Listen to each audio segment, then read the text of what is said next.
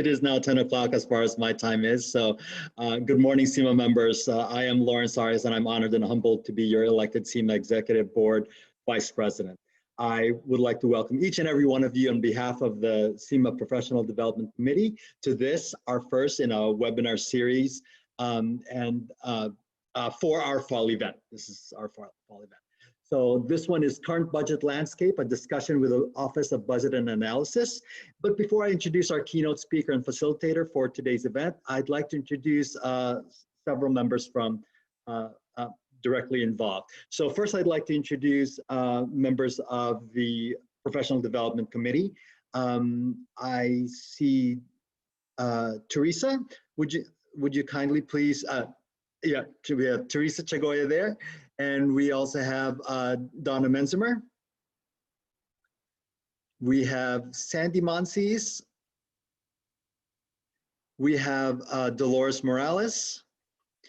We have Vihar Patel, and we have Robin Rivas Romano. Hi, everyone. Thank you so much for being here. We also have, of course, our SEMA business reps. We have Zeb Feldman. We have Adam Cole. And we have Rebecca Armendariz. I do also see Carla Collins, our Senior Vice President on the Executive SEMA Board. I don't see any other board members. Oh, wait, I see Dolores Morales, of course, our president there. And just doing a quick scan, I don't think I see anyone else. So let me know if I miss you, sorry about that. But now I'd like to turn it over to our keynote speaker and our facilitator, Greg Ituria and Candace Nisby. Please take it away. Thank you, Lawrence. Good morning, everyone. Hope everyone can hear me okay. Before we get started, well, as Lawrence said, my name is Candace Nisby. I'm a Principal Financial and Economic Analyst with the Office of Budget and Analysis. And the objective of this session is just to learn more about the county budget, including our current deficit, and just to create a dialogue on possible solutions. A few housekeeping items before we get started. We want this to really be interactive. We want you to ask questions and engage in dialogue. And to do this, we're going to utilize some of the Zoom features. So if you look at your bottom toolbar, there's an option to raise your hand, and you can also utilize the chat box to type any questions. And there's a few of us who will be monitoring the chat box when we get breaks throughout the presentation. So without further ado, I'll hand it over to our County Budget Director, Greg Ituria, to get us started.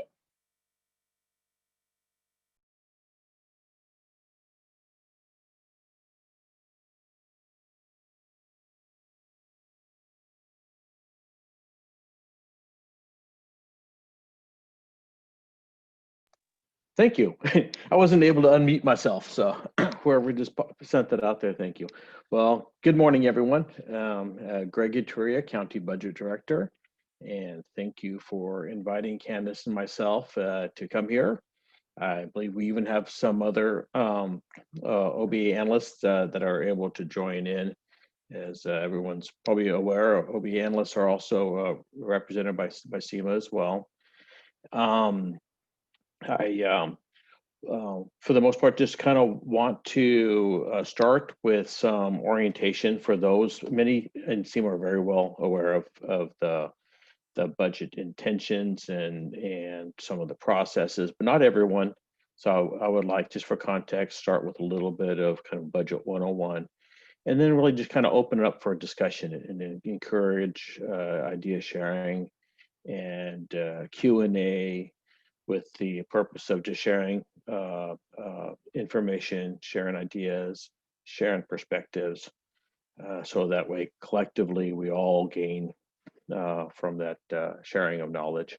So let's just kind of get started. If someone could put up the PowerPoint, and I'll take a few minutes to walk through some of these slides.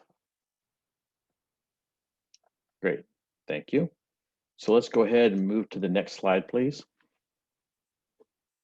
Very good. Again, and so what is a budget?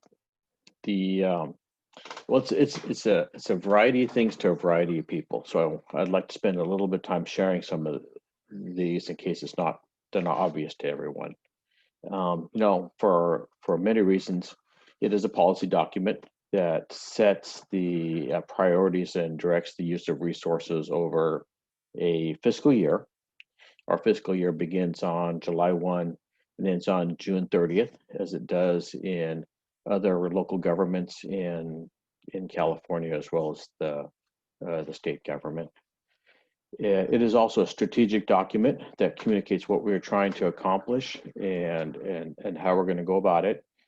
Since we are largely a service organization, the document describes all the major services that are intended to be provided during that fiscal year, and resource commitment to perform those services.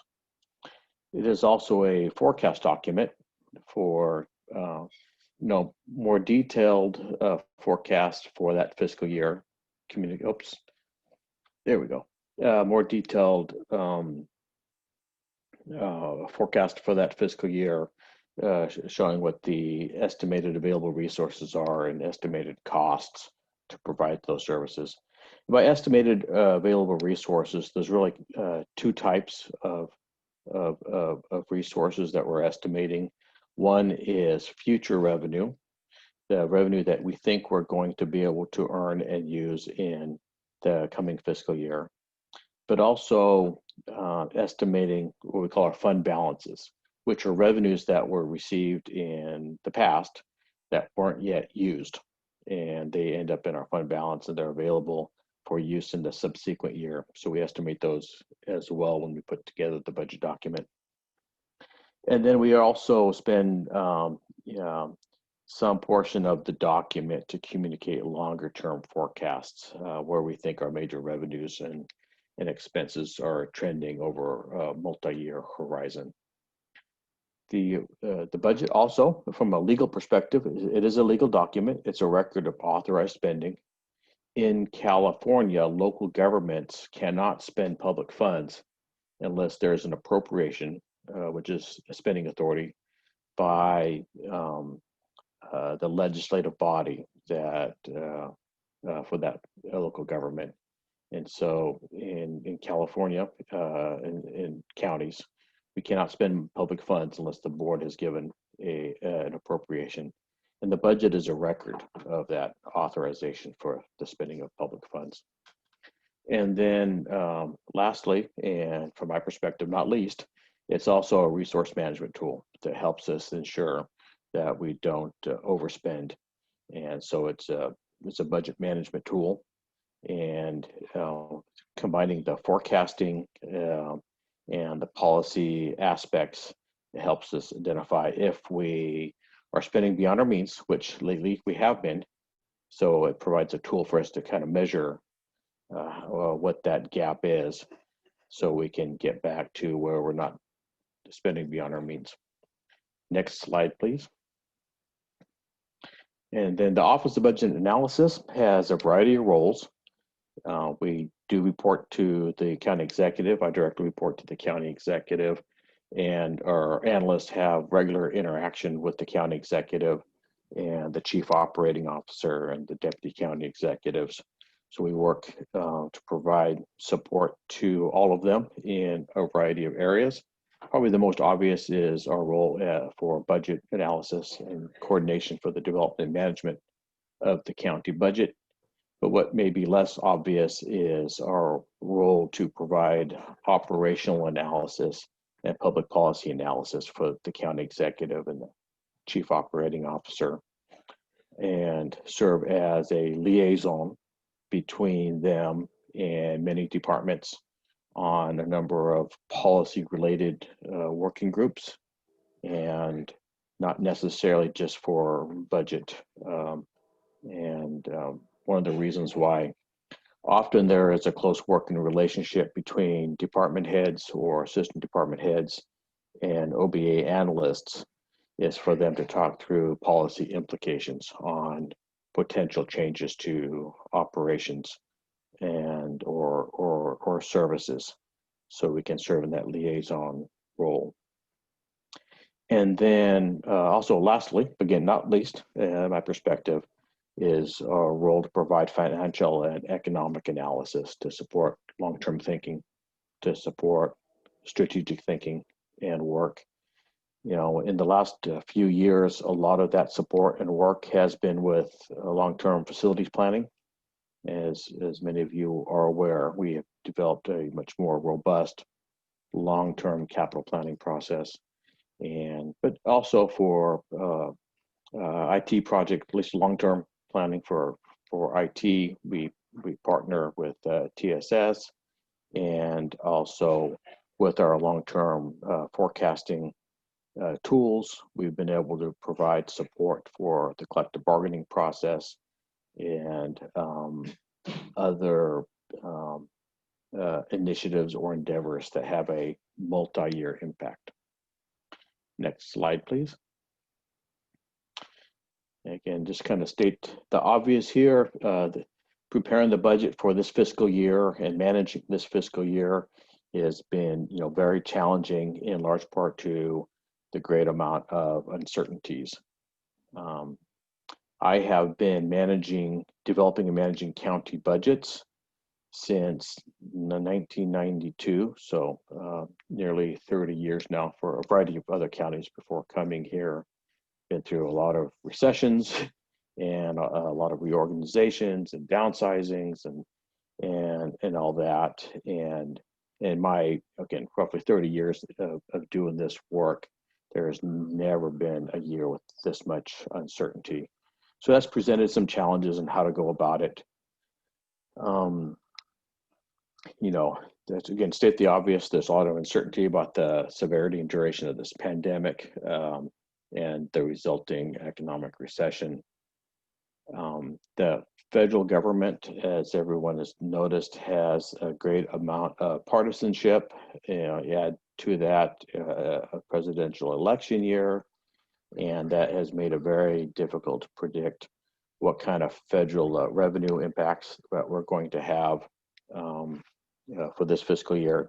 You know, for the pandemic, and you know, we've been underfunded from the federal government, but also just our other funding sources for our health and hospital system and our other systems, social service system. There's a lot of uncertainty there as well. And then the state budget, it's got a very large deficit as well.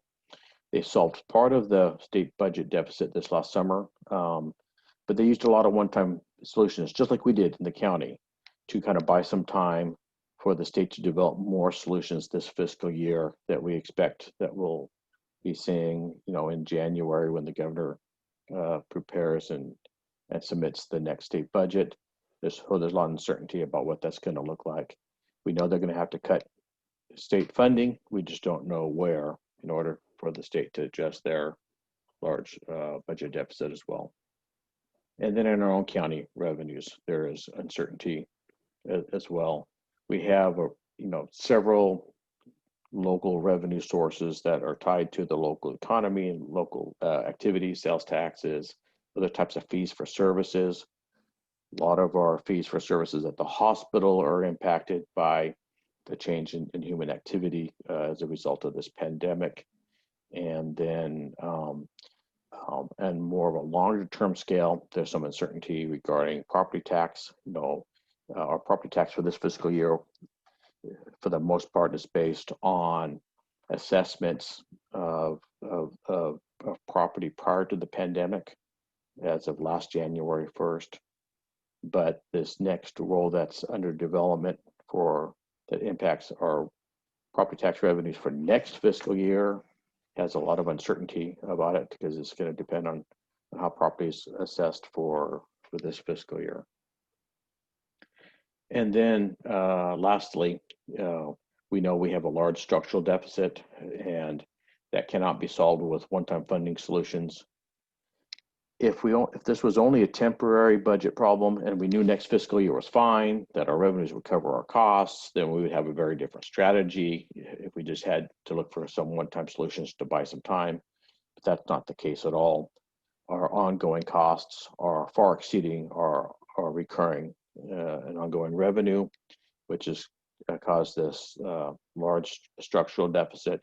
So that means we have to look for ongoing, recurring solutions. And if we go to the next slide, we can talk about our approach for that a bit. Thank you. So because of the uncertainty and all unknowns, well, we know we have a large structural deficit. There's all these variables that could factor how large that is. It's the reason why we're taking an iterative budget approach. Instead of trying to do it all at once, trying to guess what the magnitude is, we've been doing it in chunks. Made revisions to reduce costs in the recommended budget that was presented to the board in June. There was another round of reductions that was presented to the board and approved by the board in August. And we're working on the next round that will be taken to the board in November. I expect there'll be another round of reductions in February. And then again in the spring as part of developing the recommended budget for next fiscal year. And we're doing this because of all those uncertainties. It gives us a chance to make progress towards the structural deficit, while at the same time being able to be nimble and adjusting to what we learn on these variety of unknowns. For the beginning point of addressing the budget for fiscal year 2021, we focused on developing a lot of one-time solutions, so to speak, so we can technically balance the budget, even if we're not fully structurally balancing the budget. Elimination of reserves was one of the first things in that very first stage, so we could utilize one-time funding resources. And elimination reserves is one way that we used one-time funding sources.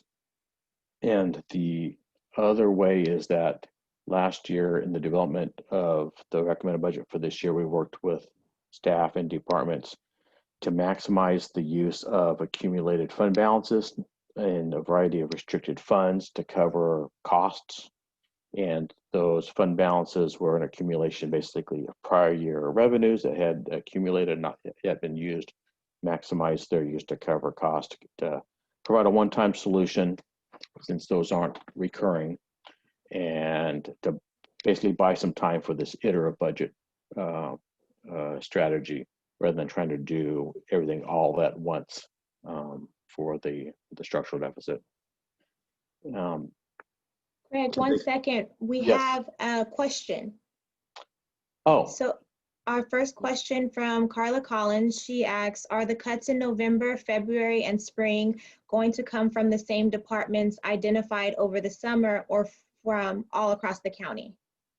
They're from it's not across the board, everyone does the same percentage. It's the approach that we've been taking is much more strategic and focused at each of these steps. So budget instructions were sent out to departments for the November reductions at the beginning of this month. And there were a handful of departments. I don't have them in front of me. Seems to me it's around 7 or 8 departments that had some targets for reductions that are focused at for the November round. And they're, in some cases, they're the same. In other cases, they're different than what was the focus this last summer. And if those instructions are are widely shared, and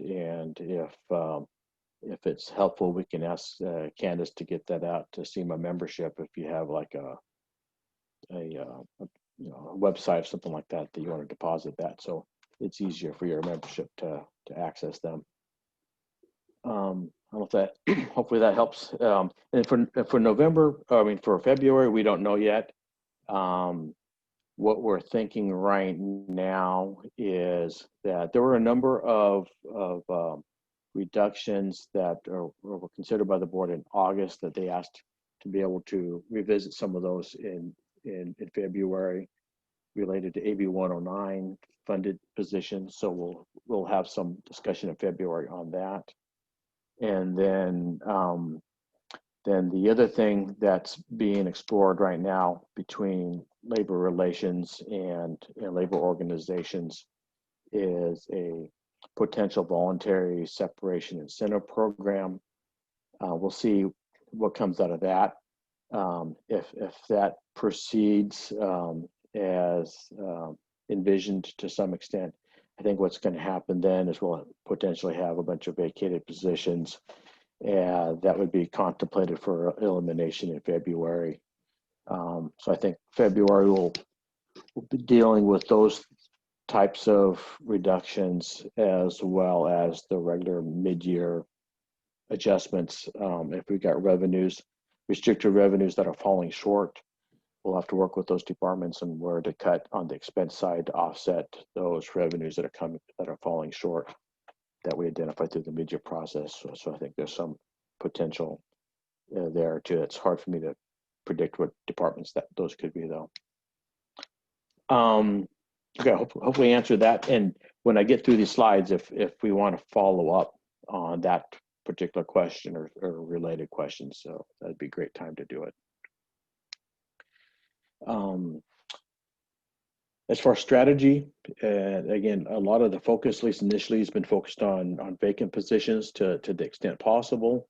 We say to the extent possible because we realize that in some cases there may be positions that are at least initially filled.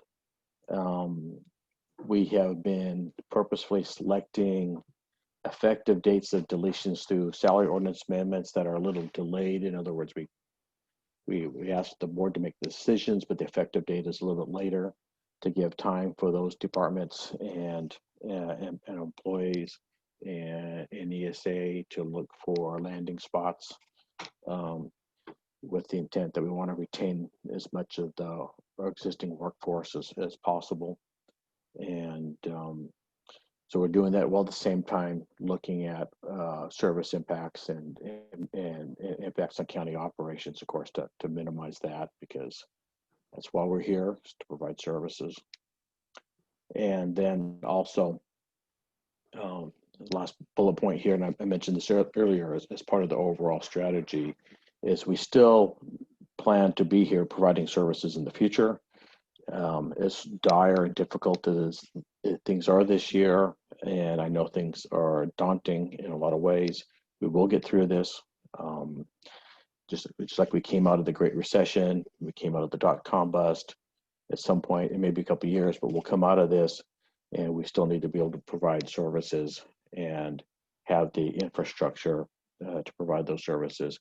And while we're delaying a lot of capital and IT projects, we're not necessarily giving up on them, particularly the ones that help with efficiencies and help facilitate the provision of services. So in some cases, they'll keep in our plans, and we're just pushing back the timing some. Next slide, please. Thank you. And just a little more detail before we get into conversation. On August 21st, the board did adopt the budget for the current fiscal year at $8.2 billion budget, and a little over 20.8 thousand employees. It is a reduction in employees. The adopted budget that implemented the reductions that were contained in the recommended budget, plus the additional amount of reductions that the board approved in August, total to 553 positions across the county. And this helped make some progress towards the general fund deficit, but we still have a long ways to go. Those total savings of about 205 million, approximately 140 million of that was to a net savings to the general fund. And of that 140 million net savings to the general fund, about 40 million of that 140 was to help offset reductions in property tax estimates related to ERAF, Educational Revenue Augmentation Fund, which are transfers between local governments in the county. We had a reduction of about 40 million because of some state budget decisions. And so of that $140 million in solutions, 40 of it went towards that loss of revenue. That left about 100 million that could go towards our structural deficit in the general fund. As of last June, we had estimated that annual general fund operating deficit to be between 300 million and 500 million. So with the actions that we've taken so far, we've been able to improve that by about 100 million. And so that deficit range now ranges from about 200 million to about 500 million. And it's a big range because of the uncertainties that we've discussed: federal funding, state funding, and how long this pandemic and economic impacts are going to be.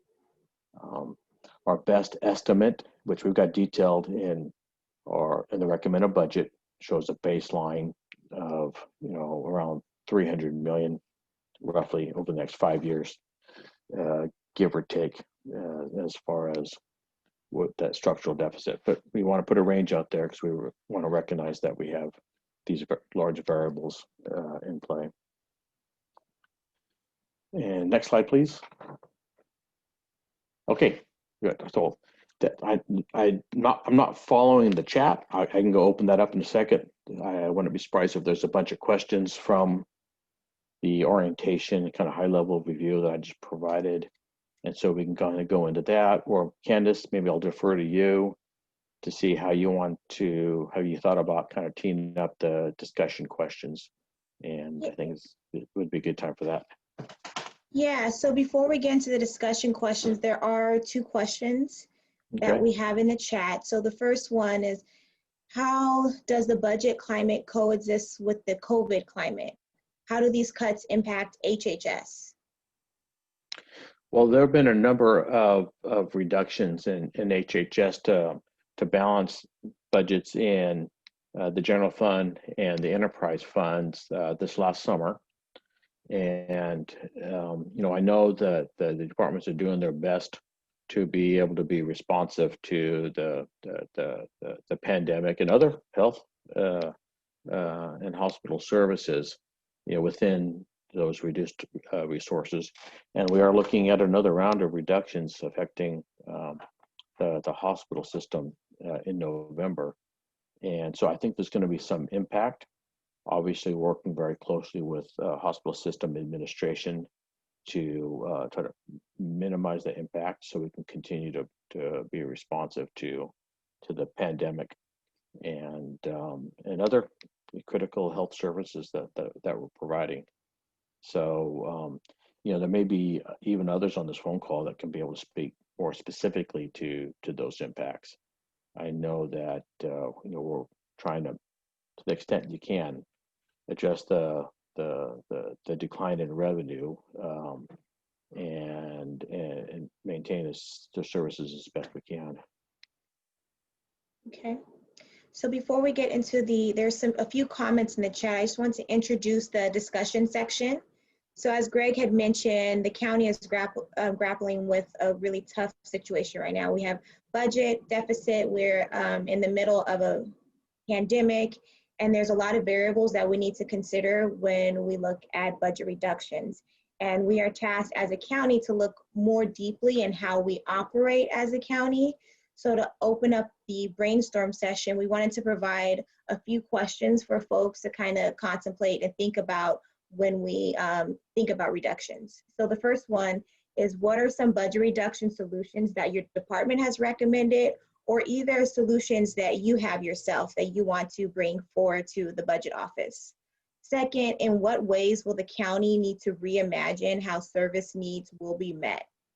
And the last question, how can work be shared among departments? Are there areas in which cross-department partnerships can be effective? And to open up this discussion, we have a comment. And if folks want to talk, I don't have to read the comments. If you raise your hand, we can unmute you and you can bring up your suggestions, or I can read them from the chat. So I'll read this one suggestion. It says, the county invested significant capital assets such as Cisco and Silver Creek campus. When can the county anticipate to see future savings?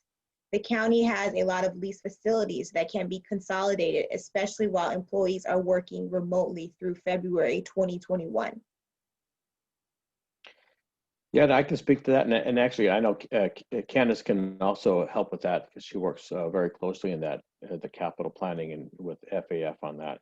So there are improvements that are being made to the Silver Creek campus and also to the former Cisco campus, Tasman campus. And but it's not something that is a quick turnaround. I know plans are being developed, improvements are being made. They've already made improvements to one of the buildings out there at the Tasman campus, and I believe design is well underway for the remaining building. But it's going to be a couple of years to get those designed, get those improvements made before we can start moving in departments. And yes, the intent is to move in departments into those owned facilities so we can get out of leased facilities. And in the long run, it's going to save us because we're not going to have all those lease costs. And for those that don't know, when we explored this strategy about 5 years ago, it was when we did an analysis of how much the county was spending on leased facilities. And we saw that there were many leased facilities that we had been in for a long time and that we could have bought the building 3 times over, just if we had been making debt service payments to buy the building instead of lease payments. So in the long run, it just was not a good business decision to continue to lease so many facilities. So that's why the whole effort began to go out and acquire owned facilities. We also, in that analysis, determined it was a lot cheaper to acquire and retrofit older these other buildings rather than go out and build from scratch. So in the long run, this is the most economical play. Ideally, we would have been able to finish that before this recession hit, and it would have been ready to move in out of leases. The timing didn't line up right on that. So I think for a little while, we're still going to be doing both, improving these facilities for eventually to move out of leased facilities and paying leases at the same time. So the timing didn't work out great there. I would expect, though, between 2 years from now and 5 years from now is when a lot of that movement's going to occur from leased facilities into our new owned facilities. Maybe Candace, feel free to correct me on those timelines. That might, perhaps feel optimistic even to some, but let me know if that's your general sense too. Same. And on that same line, another person asks, many sites and offices are technically closed. Is there cost savings that have arisen from utilities and supplies? Well, I'm not sure about supplies yet. We'll see that. I think we'll be able to measure that relatively soon. Utilities, we are seeing some. After September closes in early October, we are going to be working closely with the fiscal staff and all the departments to do a comprehensive financial status report of all the general fund and VMC, the major operating funds, to see how the first 3 months of expenses are showing up, so to speak, compared to budget.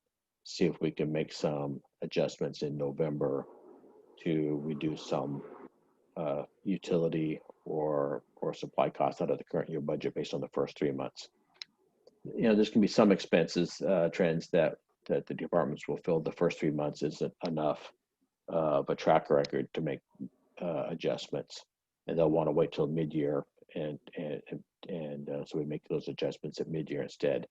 Hard telling. We haven't done a comprehensive financial review in October, in September, October in recent years, so I'm not sure what we're going to identify there. But that's the intent, to identify and quantify what kind of cost reductions we are actually seeing right now in utilities and in other service and supplies, so we can modify the budget in November. Okay. I have a few questions about positions. So the first one, are the 531.1 FTE positions actually people working, or are they just codes being eliminated? It was mostly vacant codes. The vast majority were positions that were vacant. There were some, though, that were filled where the department believed that there would be a landing spot, so to speak, for the people in those positions, being either reassigned or working with the ESA to find, maybe different position elsewhere in another department or another division. And I believe that work has been happening for there to be a landing spot. The desire is for there to be a landing spot for everyone, but there was a mix of vacant and filled codes, mostly vacant, but not all vacant. For the position reductions, are the current salary range a consideration for giving up the position? That might be at the departmental level, not necessarily, when we write our instructions to departments for the development of reduction proposals. This last summer, last spring and also last summer, we gave dollar amount targets to departments, and just the whole nature of giving dollar amount targets tends to incentivize departments to develop proposals that have the larger cost savings in order to reach those targets. And there's certainly mathematical pressure to look at the ones that have the higher salary or other operating costs to help achieve those targets with less impact on services and operations. For this November, for many departments, we're giving some FTE targets with the hope that departments are being strategic and looking at how they might be able to reorganize themselves. And so that approach might have a little less of a mathematical incentive for the salary range considerations. I'm speculating. There's probably others on this phone call that are actually working on these proposals, the ones from last summer and the ones for this fall, that can probably give insight to me and others on this call about how much of that consideration goes into play. And if they feel comfortable about sharing some of that, I think that would be insightful for all of us. Okay, and the last one about positions, someone is requesting a breakdown of the 553 positions, and that's something we can send out after this meeting.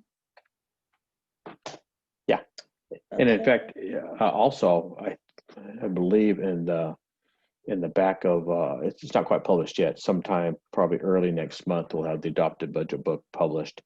And in the back, we have charts and tables by classification and budget units that shows that changes in classification and position allocations. And you can see the difference between the positions that we had prior to the adoption of the budget and then the reductions in the adoption of the budget. So while Candace might be able to get something out for right now, there'll be very comprehensive tables with that type of information in the adopted budget book when we get that published here in a few weeks. Okay, so the next question is, what is the age consideration for voluntary retirement? Well, right now, what's being explored and discussed with bargaining units is a separation incentive program, not necessarily retirement. I don't know what it's going to look like when it gets to those conversations and discussions, but the conversation is starting pretty broadly as separation incentive, not necessarily retirement incentive. So I don't think there is an age factor at all at the beginning of this dialogue. Okay. And next question, is overtime being reviewed through all county departments? It has been, certainly last spring in OBA, we took a pretty deep look at extra help and overtime use in departments when we were working on the recommended budget and analyzing proposals from departments. I think the approach that we're taking, given these reduction targets to departments, certainly incentivizes the departments that are working on these proposals to look at extra help and overtime and any other costs that they could curtail and still maintain core services. I think there's a lot of incentive there. Again, I'm able to speak to it at that higher level. There may be others on this call that can talk about their department and to what degree when they're working on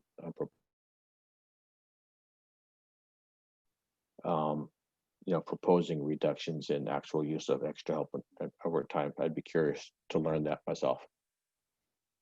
Okay, so next question. Some departments still have a lot of contractors. Will contracting positions be reviewed before cutting the full-time positions?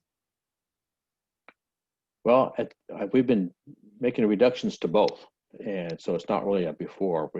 Both have been happening concurrently, through the recommended budget process last spring, all the adjustments this summer, and also the work that we're doing this fall. So it's not really a before thing. We've been, from my perspective, working on both concurrently. And, one of my roles is to apply pressure out there on departments to reduce costs, pursue efficiencies, and try to maintain service to the extent possible while reducing operating costs. And those pressures should have each department looking at both their contract service providers and their county employee service provision to see, where can you reduce operating costs while maintaining, our most critical services. And, I think that applies to both contract services as well as employee provided services. Okay, now switching gears to COVID. Is the county expecting federal or state funds for COVID, and will it help the deficit? Yeah, we've already got quite a bit. We've received between the different types of COVID type funding sources, close to $250 million so far, and we've been spending it too, though. And started receiving funds last March, and then again throughout the summer. And those are covering a lot of our COVID costs.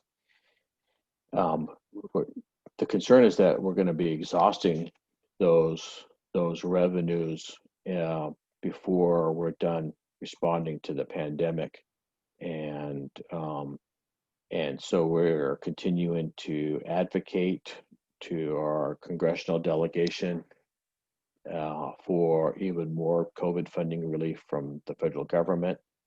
And I know that our congressional delegation has been advocating on our behalf, but they have not yet been able to get Congress to pass new supplemental, additional, and flexible COVID funding for local governments. There is a bill that was passed in the House of Representatives a few months ago, called the HEROES Act, that would provide a substantial amount for state and local government. But the packages that have been proposed by by leadership in the U.S. Senate have much less going to federal and state government, and so they just haven't been able to arrive at a compromise yet. Also, the current federal administration the president's been threatened to veto packages that have a lot of aid to federal and state government. So that's obviously another obstacle. And so far, the answer is we don't have any expectation right now to get something, but we'll continue to advocate for additional funding. Okay. And this is the other point there. If we did get funding, all proposals that are out there are all one-time in nature. And so any one-time funding wouldn't help our structural deficit. What it can do, and the reason why we still advocate for it, it could give us more time to transition to the reduced operating cost state that we need to get to. So maybe we want kind of a more gradual glide path, so to speak. So we want to have to get there quite as suddenly. So I know a lot of people feel this is very sudden right now. And if we get some more one-time relief, especially if it's very flexible, if it could be used for revenue losses and things like that, then it can give us more time to more gradually reduce costs. But I think an important point here is that it doesn't solve the problem. It doesn't mean that we wouldn't have to still work on reductions for next fiscal year. It just we would be able to have a little more time, try to be more strategic, have more of these conversations for ideas. It could give us, so it wouldn't have to feel so sudden, but we would still need to make the same degree of reductions, because all the federal government would give us is one-time funding. They wouldn't give us ongoing funding to solve our structural budget deficit. If a project budgeted for external vendor engagement was canceled in favor of using internal TSS resources who charge back, is that a meaningful savings? Well, I think it could be. Probably depends on the nature of it. One of the challenges that we hear from TSS, and there may be others from TSS here that could speak to that as well, is they have a high vacancy rate. I think over 200 positions, last time I looked, of vacancies. And so they're having great difficulty having the internal resources to deliver all the projects that departments are expecting and counting on for departmental service provision. And they've had to rely on more contractors and extra help type of resources to try to deliver some of those projects. And so I haven't had the sense that it's necessarily their preference to use contractors and extra help for some of this work, but it's been because they've had such a difficulty filling all their vacancies. At least that's my sense in conversations with leadership in the department there. Again, there could be someone else on this call from the department that's got some more specific insight to help illuminate us on that. Is the county considering furlough options instead of cutting positions? There hasn't been deep conversation that I've been party to, and there may be some. Perhaps when collective bargaining discussions happen between labor groups and labor relations, there could be some conversations there. We're looking on structural ongoing solutions because the structural deficit is so large. We don't get a whole lot of benefit from short and one-time solutions like furloughs or something like that, other than it buys us some time to work on more complete permanent cost reduction and structural deficit solutions. And so for me, that's, again, my attention is how do we get to where we adjust our operating costs countywide to align with our ongoing revenues. And so that's where my focus is. Some departments still have extra help. Should they be reviewed before cutting the full-time positions? Yeah, I mean, again, I think that's similar to a question that was asked earlier, whether it's extra help or contract service providers.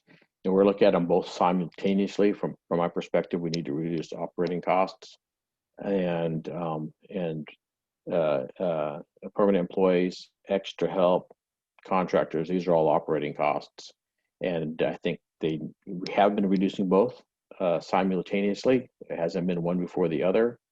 um, I I don't see that changing. I think they all need to be looked at.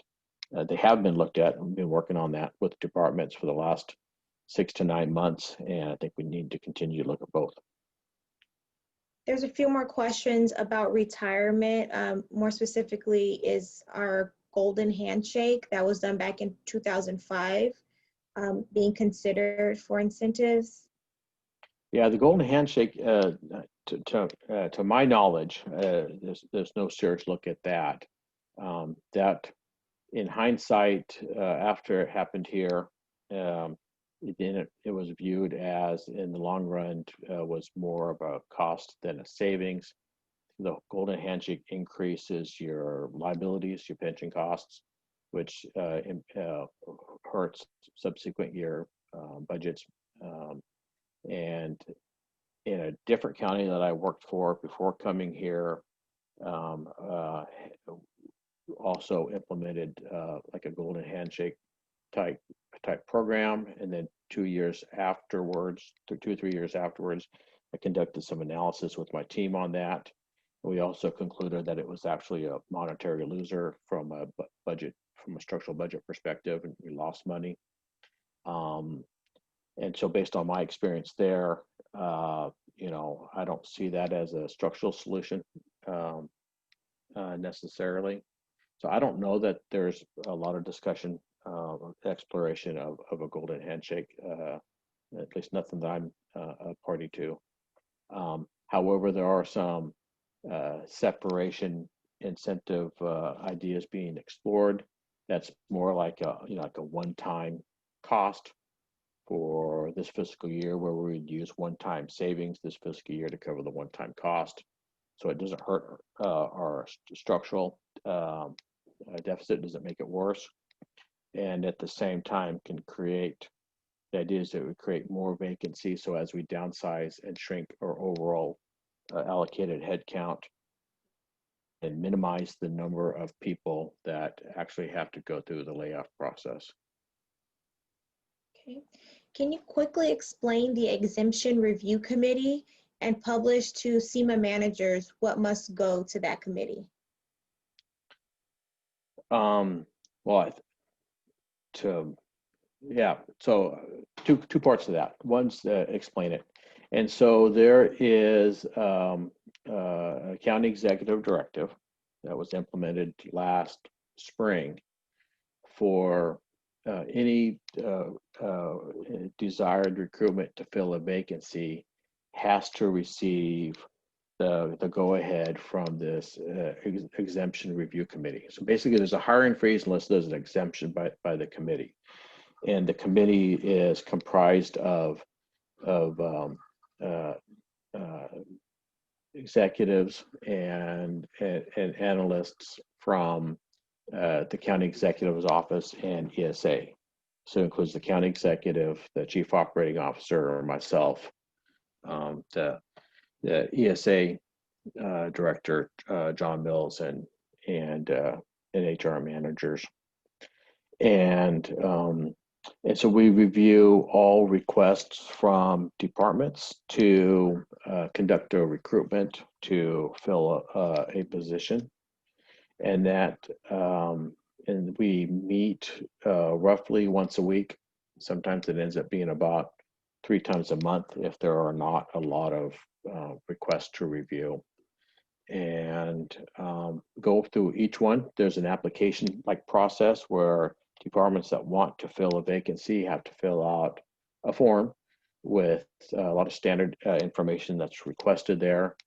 So each of those get analyzed and contemplated in that decision-making process.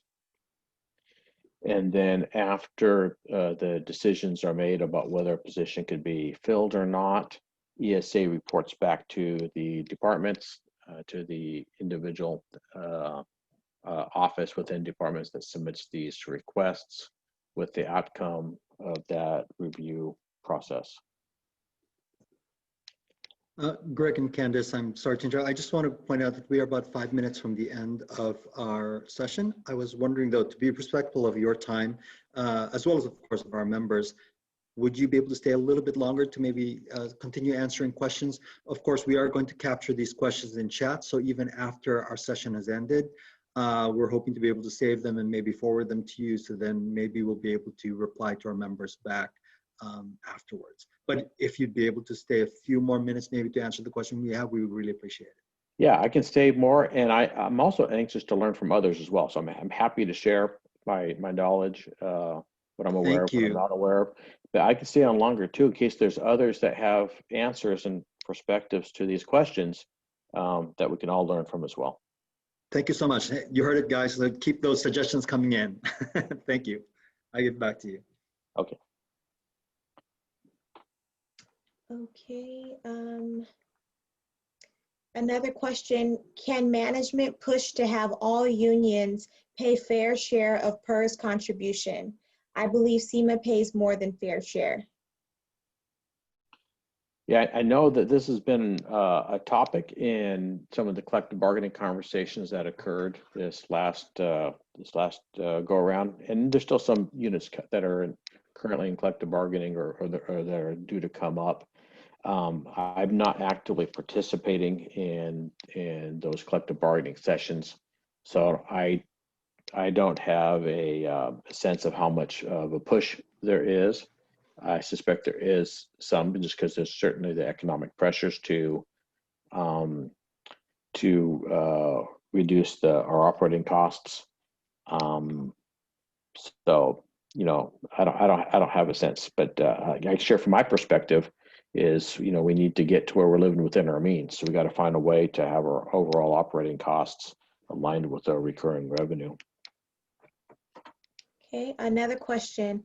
I don't understand how a structural problem from one-time events, such as the pandemic, can't be solved by one-time money. Weren't we in a structurally balanced budget in prior years? And yeah, the answer to that is no, we weren't. Last year in February, in December and February, we worked with the fiscal staff in all the departments to conduct our comprehensive mid-year financial review. And I reported to the board that mid-year review in early February that we had a structural deficit that estimated at 180 million and growing. So even before the pandemic, we had a large structural deficit in the general fund of 180 million that was expanding, and it was expanding because the costs for our to provide our services was growing at a faster rate than our revenues were growing, and that we needed to start addressing that structural deficit aggressively. And then it simply got amplified with the pandemic, and the economic fallout from the pandemic. If you were to graph it, it may look like it's temporary things that eventually recessions end. What happens though is revenues kind of get reset at a kind of a new base. So they get to a lower level, then they start gradually growing from that lower level. So that gap doesn't really go away, you know, unless the revenue growth after recession grows faster than your costs and catches up. It doesn't, you know, you kind of create a new wider gap that doesn't really go away. And that's what we're seeing right now with these revenues. They were dropped and they're only expected to go back slowly, while our current costs are on a pattern to grow pretty significantly year over year. So that's created a larger structural deficit than what we had estimated last winter. So instead of around 180, it's closer to, you know, 300 and something million. Again, the range of possibilities it could be anywhere between 200 and 500, but it's structural and it's ongoing. And much of that we had before the pandemic. Okay, and the last question I see now is, with the decrease in hospital visits throughout the county, are clinical positions being thoroughly reviewed for appropriate business needs? Yeah, I think there is, I mean, we are to some extent, again, at OBA at our level of it. When we look to at these reduction proposals from the health and hospital system, there has been initially some hesitancy to cut back on too many of the clinical positions, because a lot of those clinical positions earn revenue that exceeds their actual cost, because it can actually earn revenue that covers their cost plus a share of overhead, which then reduces the amount of general fund subsidy that's needed. So we have to be very careful there that we're not reducing the wrong staff out there. At least I'm sharing my budget perspective here. You don't want to, cut $1 million in costs just to lose $1.5 million in revenue. So we do have to be very careful there. And so we spent a considerable amount of time with Paul Lorenz and his staff out there doing some detailed analysis of where we can cut costs that don't hurt us too much on the revenue end.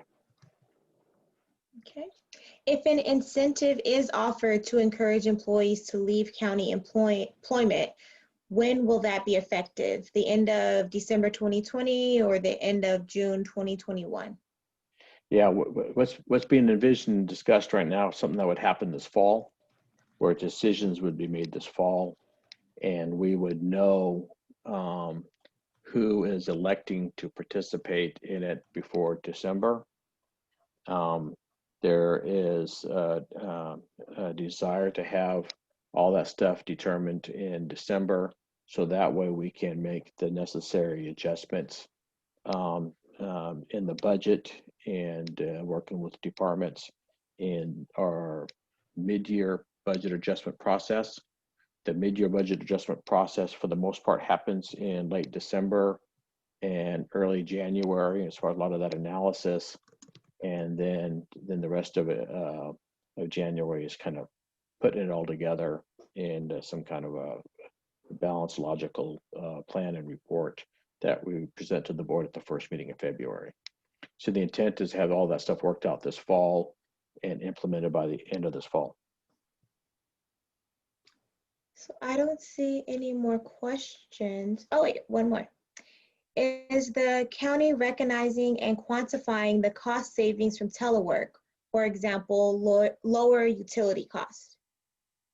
Yeah, I think that's a similar question that we got earlier, and we are going to try to do that. For the first time, as long as I've been here, we're going to do a comprehensive financial review of all costs from the first quarter of operations. So all costs from July, August, and September, with the fiscal staff and all the departments. So that way we can see what those actual costs are compared to what's budgeted, and form some opinions of that in October, so we can take some adjustments to the board in November. And if some departments make a successful argument that 3 months of data is not enough and we need and look at 6 months of data, we may do that in some cases and make those adjustments at mid-year instead of November.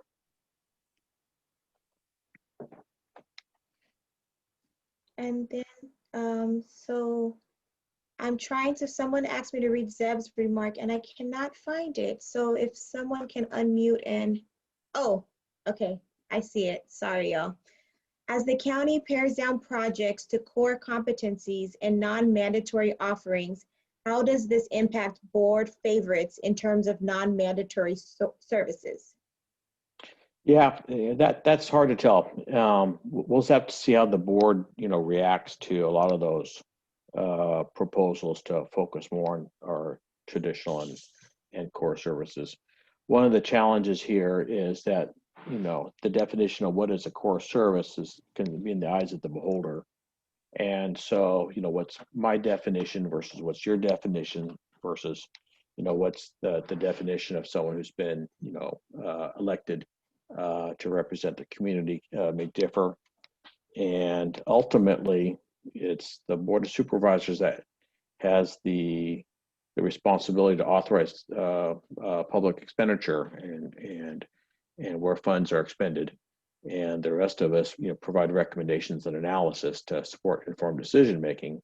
But in the end, the board makes those decisions.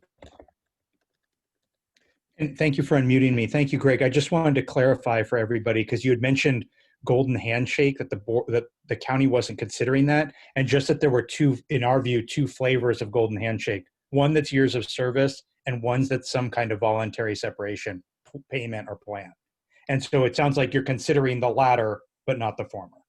Yeah, and I had to, I hope I successfully quantified in my statement. I had to speak to what I'm involved with. That doesn't mean that there isn't someone else that's having, a conversation with one of the unions or one that, in the collective bargaining units about some of these concepts. I'm not involved with any discussions of the PERS golden handshake where you add a couple of years of service. That's the one I mentioned that I'm not aware of any traction on that concept. However, I am aware of a lot of traction on developing the concept where there would be like a one-time payment, one-time cost to the budget this year that could end up being covered by the elimination of positions that get vacated. So let me give you an example. If a position is, let's say there's an announcement and a decision by December 1st that a position will be vacated by February 1st. And I know all this needs to be worked out, just for illustration for the group.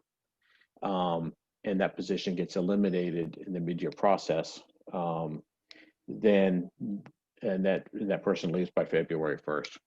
That means we would have 5 months of salary savings from a budget perspective, which could cover costs for leave buyout if they've accumulated annual leave or vacation or sick leave or whatever the buyout costs are, and maybe some one-time costs for the actual incentive itself. It could end up being a budget neutral event for the current fiscal year, but we have a structural solution because next fiscal year and thereafter we would have a full year of salary savings indefinitely because the position would be eliminated. And if there's enough of those, we could get some meaningful progress on closing our structural deficit, because we still have somewhere between $200 million and $500 million worth of operating cost deficit that we need to close. I hope that helps illustrate. At least that's what I'm aware of. Those are the conversations I'm in as far as what we can calculate, what might make sense from a structural budget solution. That doesn't mean there's not someone else having a conversation with a different approach that I'm not party to. Thank you. I hope that helps. Okay, did the purchase of the two hospitals impact the structural deficit? I'd say yes to some degree and uncertain to another. So on the short run, it appears to, because we have at least initially got a lot more operating costs to operate those facilities, and at least initially the revenue being generated from those facilities aren't covering their costs. And so when you take a look at just those hospitals, their ongoing operating costs and their ongoing revenue, that there's a gap there. So from that perspective, you'd say yes, that contributed. However, the hospitals have not; they're still kind of new in their development, and certainly which has been hampered by the pandemic.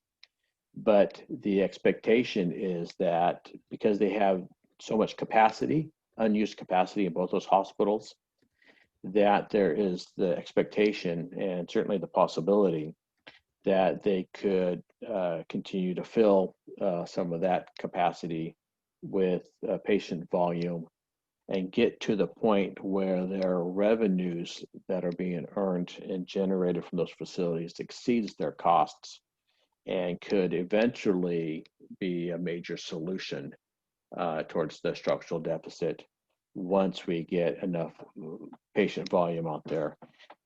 Unfortunately, the timing of the pandemic was bad in a way. I mean, it was bad as far as that goes.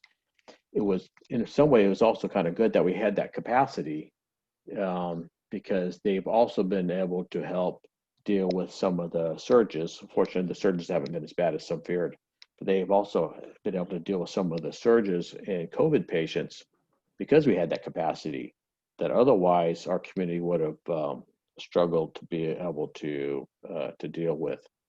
So I think from my perspective, it's kind of a mixed bag as far as those acquisitions, their relationship to the pandemic and their relationship to the structural deficit. So anyways, that's my perspective. That's why it's kind of a mixed bag.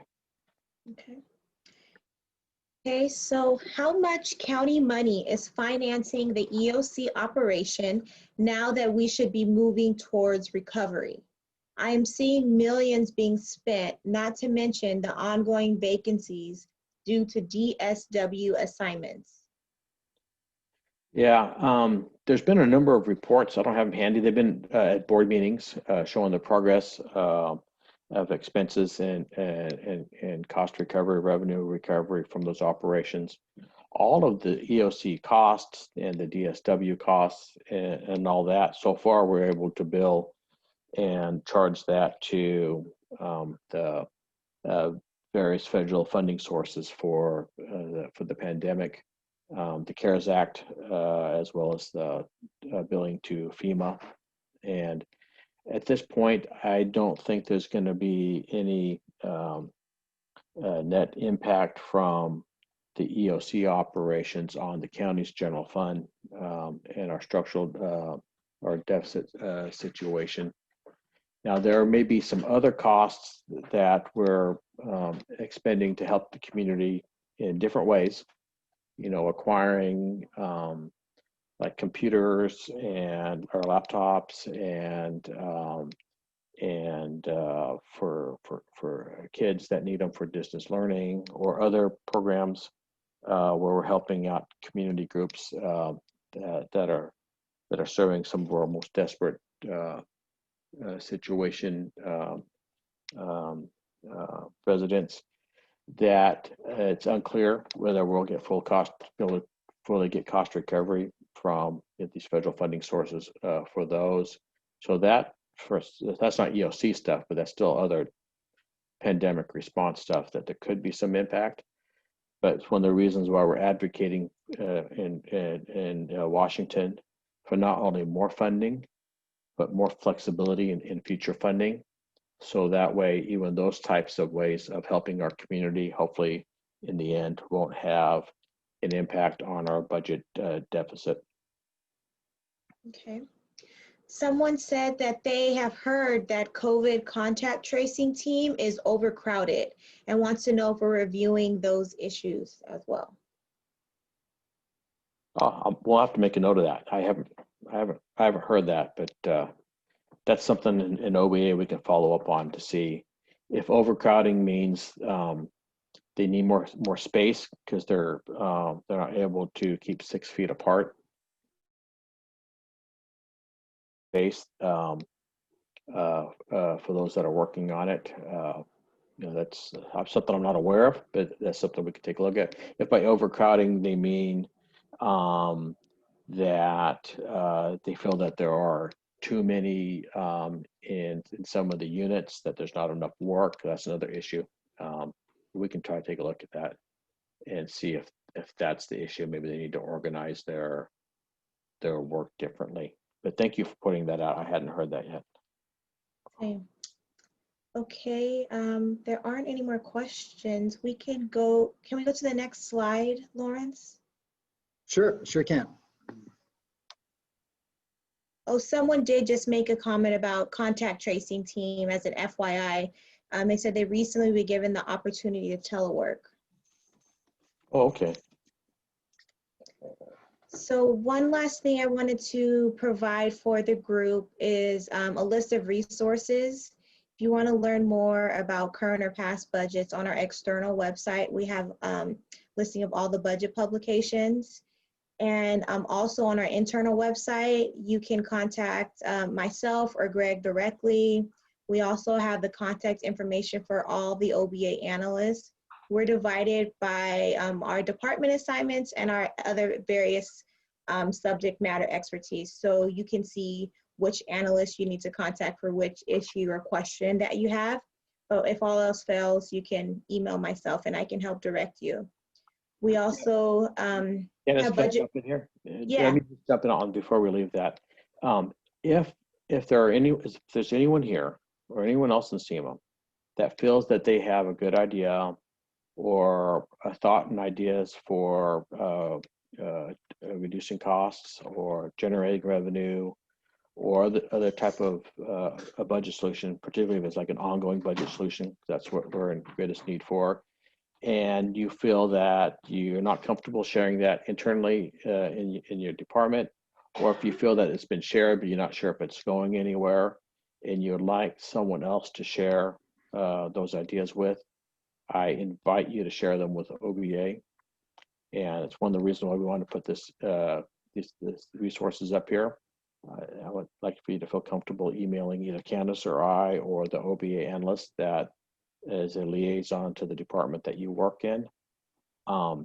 It would be sad if there's great ideas out there that are being generated that aren't getting to us because somewhere along the lines, there's just an incomplete communication. So I didn't mean to interrupt you, Candace, but before we left that part, I wanted to extend that invitation for information sharing. I'm eager to learn from folks on this call as much as you're probably eager to learn from me. And that's, so let's just leave that as an open invitation. Absolutely. And the last thing I was just going to highlight is our budget bullet documents, where it's a quick 1 to 2 pager review of the latest budget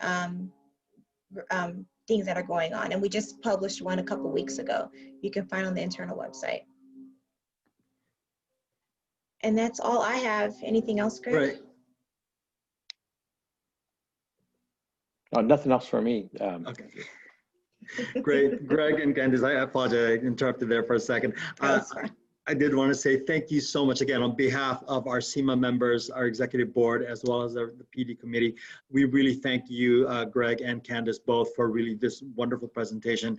To the SEMA members, I really want to say I'm very proud of you all. You might even say I'm SEMA proud of you all for being here, because we know that you all care, that you all want to make a difference, and that's why you're here. So I'm really happy to see you here. Do look forward to the rest of our webinar series happening in the next month. We will be posting this to our YouTube page, so make sure you subscribe to that so that you are notified as soon as we post this video. And with that, I think we'll say goodbye. Thank you, everyone, so much for being here. We really appreciate you. Thank you all. Okay. Take care. All right, thanks. All right, bye-bye. Bye. Bye-bye. Thanks, everybody.